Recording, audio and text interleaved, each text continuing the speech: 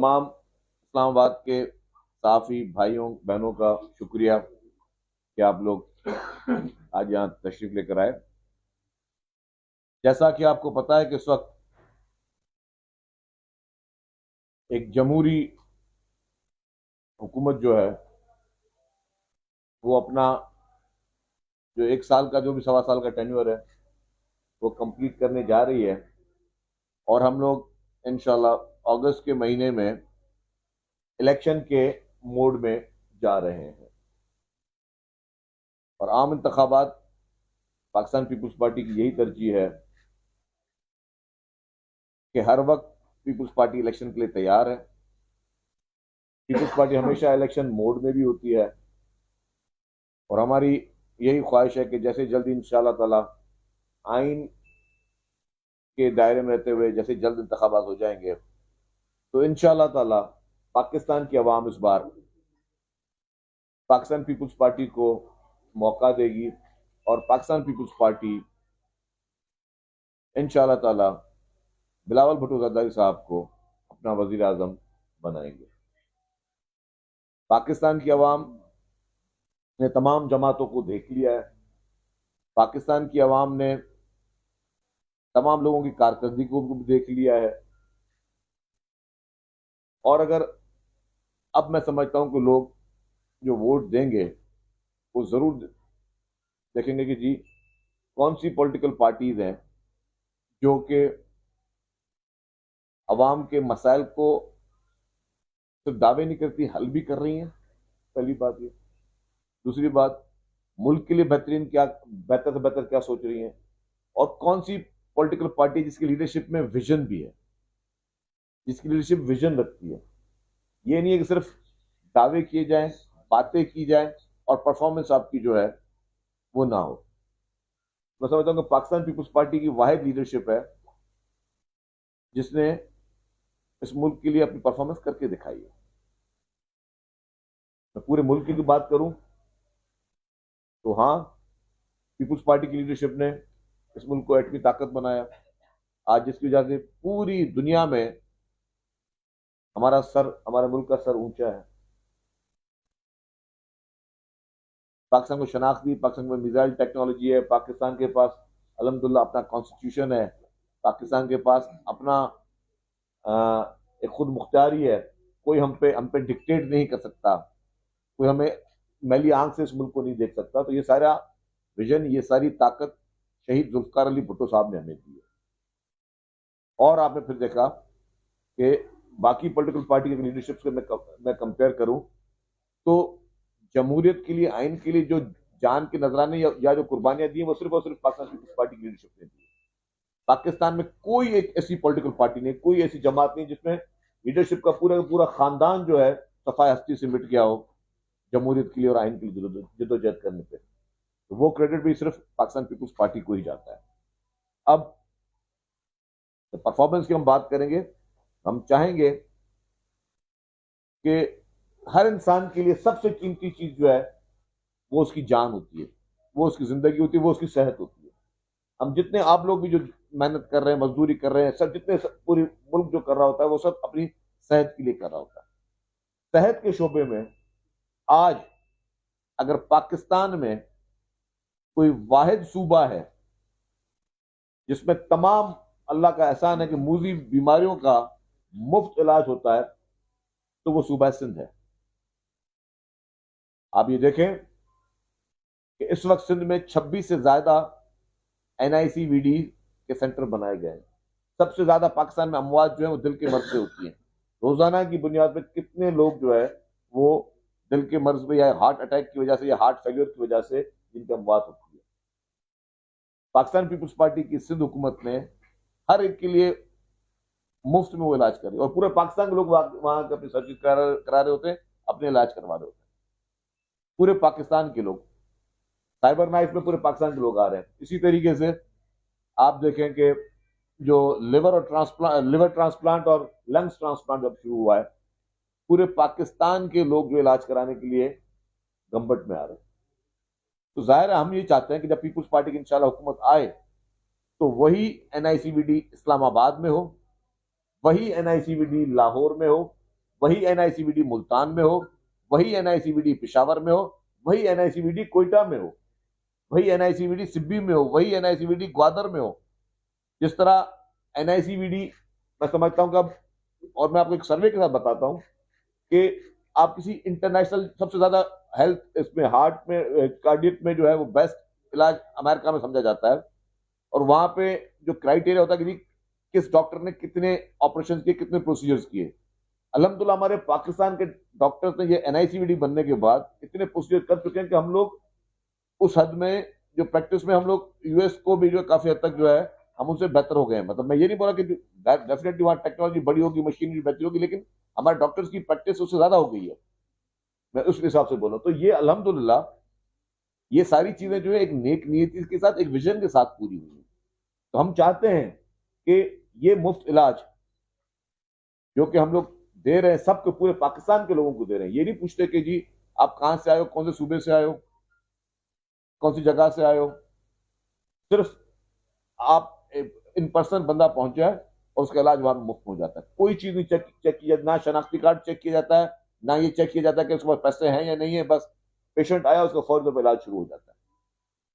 ये एक इंसानी जज्बा सबसे बड़े में बड़ा। तो हम ये चाहते हैं कि ये फैसिलिटी सबको मिले। एक जमात थी जो हेल्थ कार्ड के नाम को बेचने की कोशिश करती थी।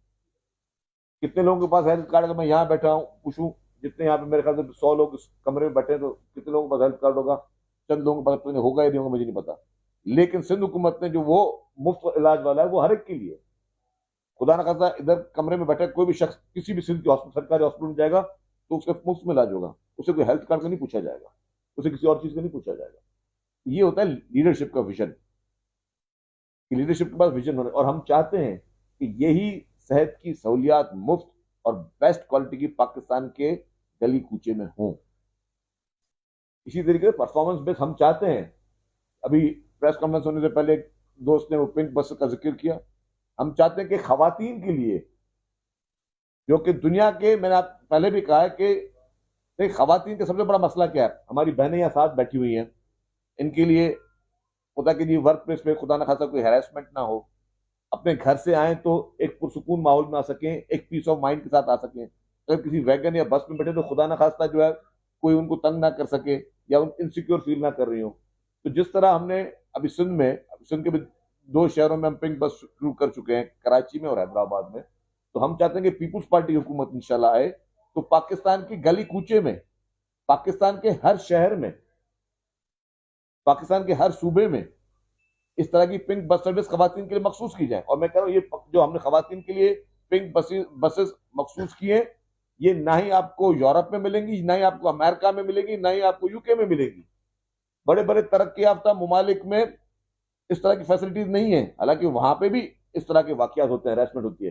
तो एक विजन है, लीडरशिप का एक विजन है कि हम अपने लोगों की जिंदगी को आसान किस तरह करें। इस तरीके से बेशुमार सिंध में काम हुए, बेशुमार इस तरह की चीजें हैं जो सिंध ने की हैं, लेकिन परफॉर्मेंस बेस्ड है। हम पीपुल्स पार्टी की एक जो नाकामी समझी जाती है वो ये कि पीपुल्स पार्टी अपने काम गिनवाती नहीं है, पीपुल्स पार्टी अपनी तशहीर उस तरह शायद नहीं करती, पीपुल्स पार्टी अपने आप को शोकेज इसलिए नहीं करती क्योंकि हमारा पॉइंट ऑफ व्यू ये है कि जी हम अगर अवाम के लिए करें तो हम अवाम के वोटों से आते हैं, ये हमारा फर्ज है, हम उसको गिनाए नहीं। हम अभी भी जो मैं बातें कर रहा हूँ गिनवा नहीं रहा हूँ, लेकिन मैं ये जरूर बात यहाँ कैपिटल में बैठकर इस्लामाबाद में ये बात कह रहा हूँ कि हम ये चाहते हैं कि पीपुल्स पार्टी की लीडरशिप ये चाहती है कि जो भी बेहतरीन सहूलियात या बेहतरीन प्रोजेक्ट सिंध में शुरू किए जा रहे हैं या शुरू में चल रहे हैं सिंध में, क्योंकि पीपुल्स पार्टी की वहां पे हुकूमत रही है, तो वो पाकिस्तान के गली कूचों में उस तरह की सहूलियत लोगों को मिले, लोगों को वो फैसिलिटीज प्रोवाइड की जाए। माजी में आपने देखा कि खोखले नारे दिए गए लोगों को। खोखले नारे क्या दिए गए, क्या बेचे गए कि जी हम लोग 50 लाख घर बनाएंगे, 1 करोड़ नौकरियां देंगे। 50 लाख घर तो नहीं बने, लेकिन सिंध में सैलाब मुतासिरीन के लिए 21 लाख घर पाकिस्तान पीपुल्स पार्टी की सिंध हुकूमत बना रही है और मुफ्त में बना रही है। और जितने मेरे साथी बहन भाई यहाँ बैठे हैं इस रूम में, मैं आपसे गुजारिश करूंगा, आप लोग तज्जिए भी करते हैं, आप लोग रिसर्च भी करते हैं, आप रिसर्च करके बताएं क्या दुनिया में कोई ऐसा मुल्क है जहां पे कोई सैलाब या इस तरह की आफत में 21 लाख सरकार ने बोला कि 21 लाख घर हम मुफ्त में बना के देंगे। आप सारे उसको गूगल कर लें, आप लोग गूगल सर्च में जाए और सर्वे कर लें। नहीं, ये आपकी और हमारी पाकिस्तान पीपुल्स पार्टी की हुकूमत सिंध करने जा रही है, वर्ल्ड बैंक के साथ करने जा रही है, बड़े ट्रांसपेरेंट तरीके से किए जा रहे हैं। और उसमें क्या किया जा रहा है कि 3-3 लाख रुपए हर उस फैमिली को कैश दिए जा रहे हैं। कोई सरकारी टेंडर नहीं हो रहा, कोई सरकार की कहीं मशीनरी इस्तेमाल नहीं हो रही। सर्वे में फेडरल गवर्नमेंट के नुमाइंदे, सिंध गवर्नमेंट के नुमाइंदे, वर्ल्ड बैंक के नुमाइंदे, पाक फौज के नुमाइंदे भी वहां थे जो सर्वे कर रहे थे कि जी एक एक घर की, एक एक जिसका घर गिरा है, कितने नुकसान हुआ है, उसका शनाख्ती कार्ड, उसकी एक एक चीज को 100% ट्रांसपेरेंट तरीके से किया गया। कोई एक शिकायत नहीं आई, कोई एक कंप्लेंट नहीं आई। और क्या किया गया कि जी ताकि सर्वे इंडिपेंडेंट हो, 21 लाख लोगों को घर बना के दिया है और घर बनना शुरू हो गए हैं।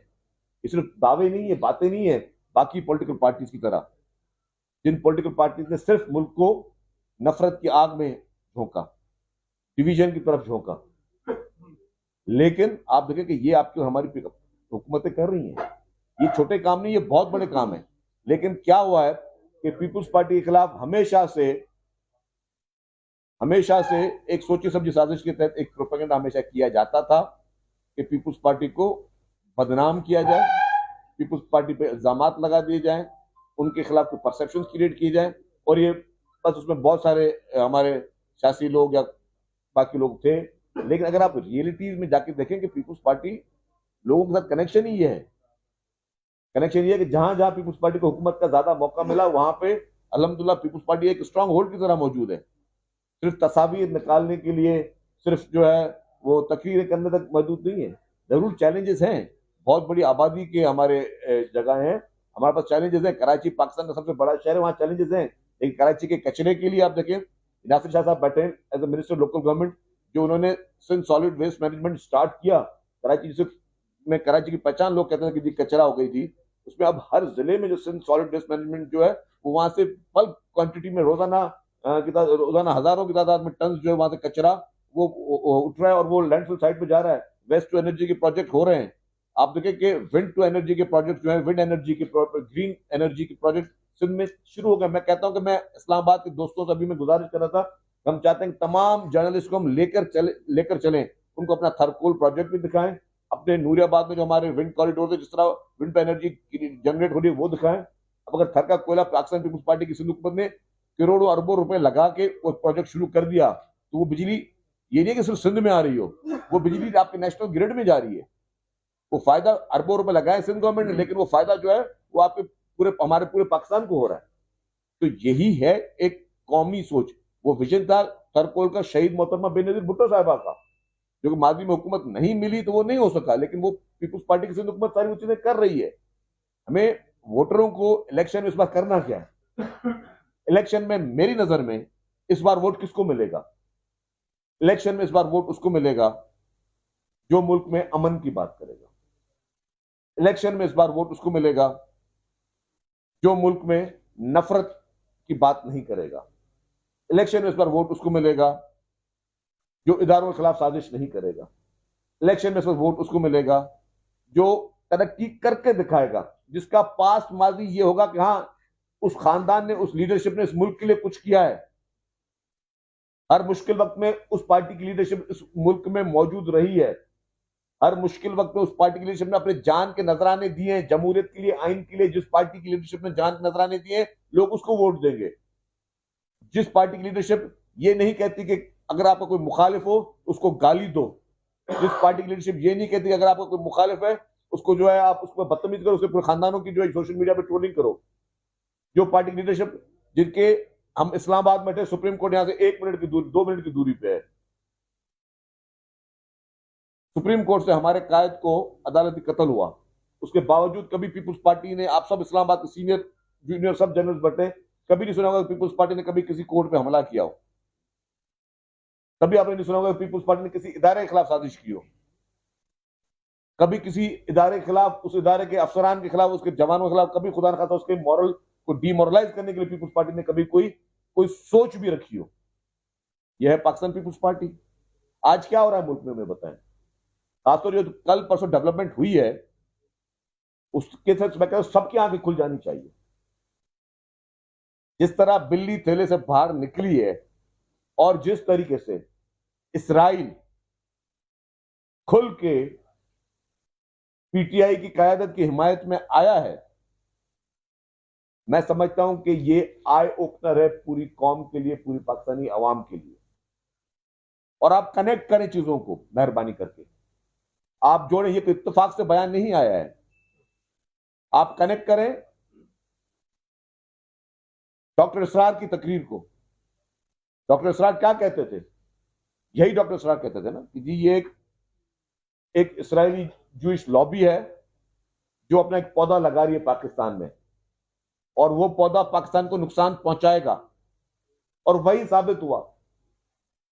डॉक्टर इसरार की बात 100% सही साबित हुई। पौधा लगा, पौधे की रिश्तेदारी, फिर पौधे ने यहां पे उसको पौधे को हीरो बनाने की नाकाम कोशिश की गई, फिर हॉस्पिटल के नाम पर एक सॉफ्ट इमेज बनाने की कोशिश की गई, फिर उस पौधे ने एकदम पेबैक करने की कोशिश भी की। उसी लीडर ने, लंदन में मेयर का इलेक्शन होता है, एक तरफ जैक गोल्डस्मिथ जो कि इस्राएली एजेंट, वो इलेक्शन लड़ रहा है, उसके मुकाबले में आपका और हमारा सादिक, हमारे पंजाब का एक नौजवान लड़का पाकिस्तान निजात इलेक्शन लड़ रहा है, मेयर की इलेक्शन। पीटीआई का चेयरमैन इलेक्शन में वर्क इसके लिए करने जा रहा है, जैक गोल्डस्मिथ का, पाकिस्तानी को छोड़ के एक यहूदी का वर्क करने जा रहा है और उसकी सपोर्ट कर रहा है। फिर अभी ये भी आपके इलेक्शन कमीशन भी आपसे करीब है। इलेक्शन कमीशन ने जो जजमेंट दिया उसमें क्या लिखा था कि पीटीआई को फंडिंग हुई है इसराइल से और भारत से। इसराइल पाकिस्तान में पीटीआई को फंडिंग क्यों कर रहा था? इलेक्शन के लिए, सियासत करने के लिए। और फिर ये चीजें खुल के सामने आई। ये सारा नेक्सस क्या कहता है? ये सारी चीजें मिलकर क्या कहती हैं? आप किसी की चोरी होती है ना, आप थाने में जाते हो एफआईआर कटवाने की, इन्वेस्टिगेशन होती है। इन्वेस्टिगेशन चीजों को जोड़ती है। जी आप कहां गए थे, कितने बजे गए थे, क्या हुआ था, कौन सामने खड़ा था।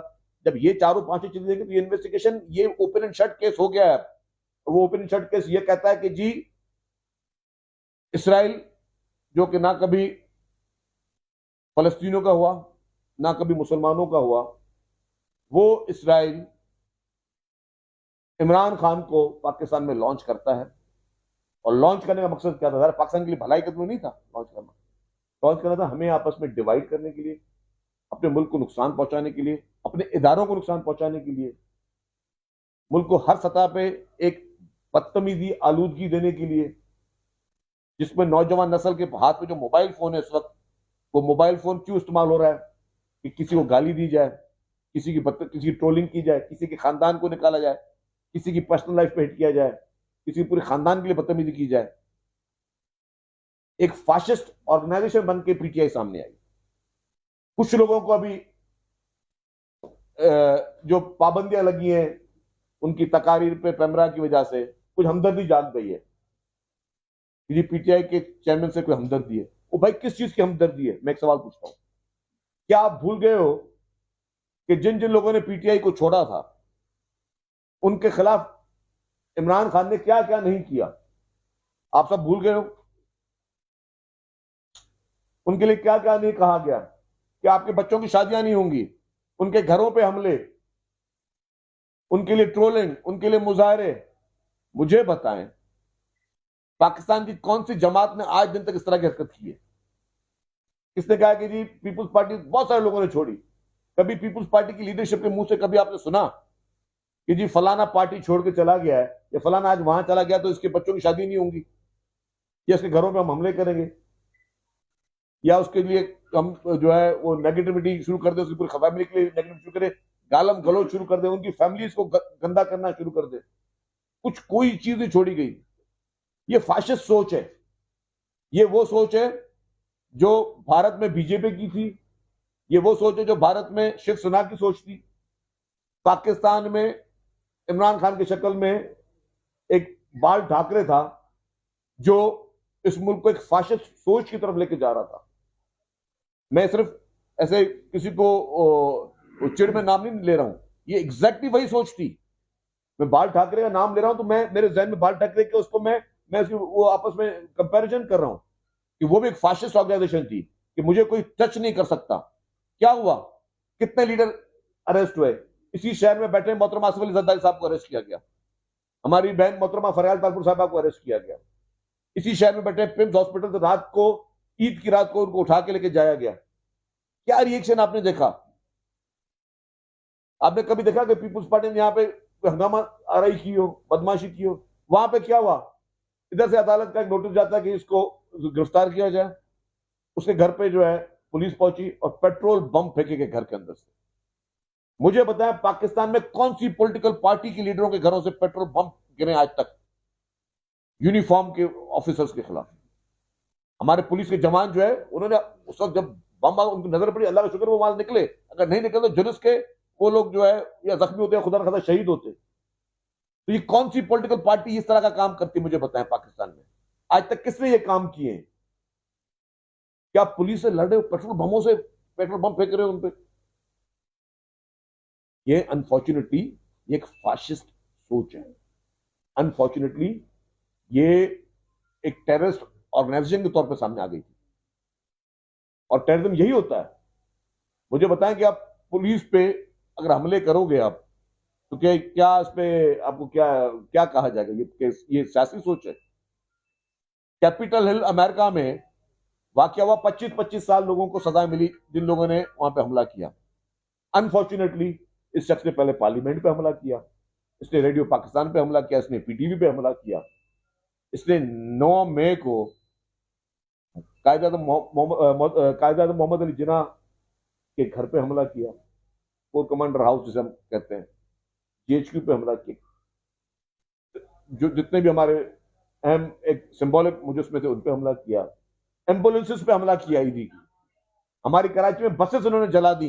ये जिन बसेस की हम तारीफें कर रहे हैं, हम उनको कह रहे हैं कि जी आवाम की सहूलियत के लिए ये चीजें पैदा की गई है। तो अगर कोई पॉलिटिकल पार्टी ये काम करती है, उसको आप पॉलिटिकल पार्टी कैसे कह सकते हो? और क्या अवाम, और मैं कहूंगा कि हर घर का वो बुजुर्ग क्या चाहेगा कि उसका बच्चा ऐसी किसी ऑर्गेनाइजेशन की तरफ जाए, या ऐसी किसी ऑर्गेनाइजेशन को, चाहे वो वोट के जरिए सपोर्ट करे या सोशल मीडिया के जरिए सपोर्ट करे, जो ऑर्गेनाइजेशन को इसराइल सपोर्ट कर रहा है, जिस ऑर्गेनाइजेशन को बाहर से सपोर्ट सिर्फ इसलिए हो रही है, फंडिंग इसलिए हो रही है कि पाकिस्तान को खुदा न खास्ता किस तरह तबाह किया जाए। 3.5 साल जो रहे पीटीआई के, मुझे कोई एक काम बता दें, एक बड़ा काम बता दें कि जी यहां पीटीआई की हुकूमत ने किया, एक बड़ा काम बता दें। कोई एक चीज वैसी उनको गिनवाने के लिए नहीं है, कोई एक कुर्बानी पीटीआई के लीडर ने दी हो। और कौन सा सियासतदान जो जेल जाने से डरता है? ये शख्स ना डरता क्यों है? तो मैं समझता हूं कि अवाम के लिए आई ओपनर है और पूरी पाकिस्तानी कौम के लिए कि इसराइल जिसने फलस्तीन में फलस्तीन की माओ, फलस्तीन की बहनों, फलस्तीन के बच्चों के साथ जो बरसा बरस से जुल्म ढाए हुए हैं, उस पर उसको कभी ह्यूमन राइट्स की बात याद नहीं आई। कश्मीर पे हमारे मुसलमान भाइयों पे, बहनों पे जो मुजालिम हो रहा है, उस पर कभी एक भी बयान इसराइल की तरफ से नहीं आया। ये पीटीआई में 9 मई के बाद जो गिरफ्तारियां, जो जेन्युइन गिरफ्तारियां हुई हैं, उस पर इसराइल इतना आग बुला क्यों हो रहा है? उस पर क्या तकलीफ इसराइल को हुई है? ये एक सवालिया निशान है पूरी कौम के लिए, पूरे पाकिस्तान के हर बच्चे के लिए एक सवालिया निशान है कि ये, और ये बात खुल के सामने आ रही है ना अब आपको कि ये गैर मुल्की साजिश है। और गैर मुल्की साजिश क्या हो रही है कि आप अपने मुल्क में अफरा तफरी पैदा करें। अफरा तफरी होगी तो किसको नुकसान होगा? मुल्क को नुकसान होगा। आप देखें कि आईएमएफ जो पैसे दे रहा था, क्या बयान इनके मिनिस्टरों के सामने आए? आपने सबने देखे, क्या वो आई ओपनर नहीं थे?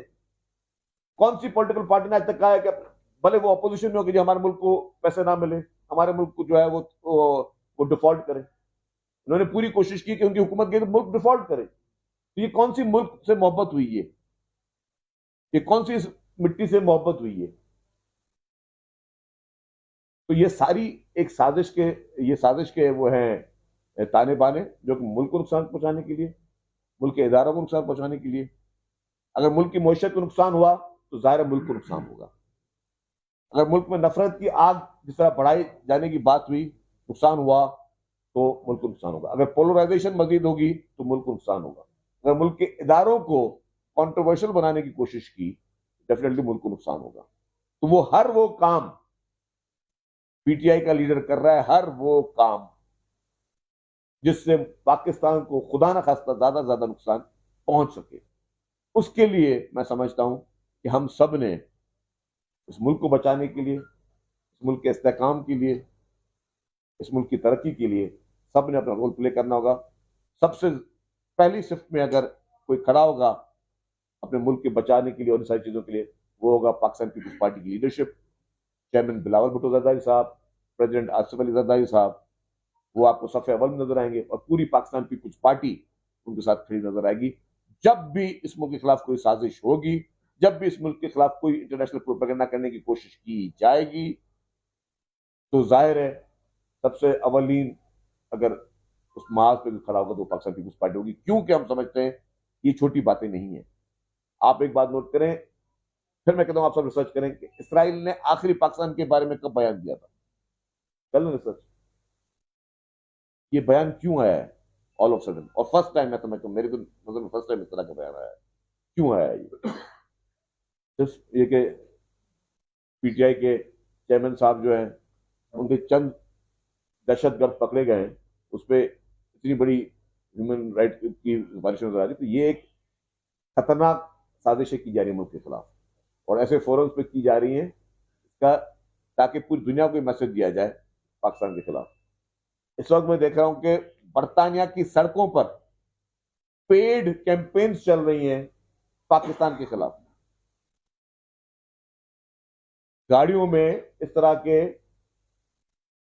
इश्तिहार बना के चलाए जा रहे हैं बरतानिया की सड़कों पे पाकिस्तान के खिलाफ।